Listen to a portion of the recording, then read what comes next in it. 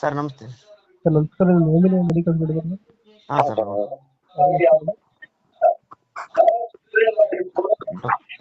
ಗಾಡಿ ಮಾಡಲ್ ಎಷ್ಟಿದೆ? ಸರ್ ಹನ್ನೊಂದು ಸರ್. 11 ಮಾಡಲ. ಓನರ್ ಎಷ್ಟಾಗಿದಾರಣ? ಸರ್ ಅದು 8ನೇ ಓನರ್ ಆಗೈತೆ ಸರ್.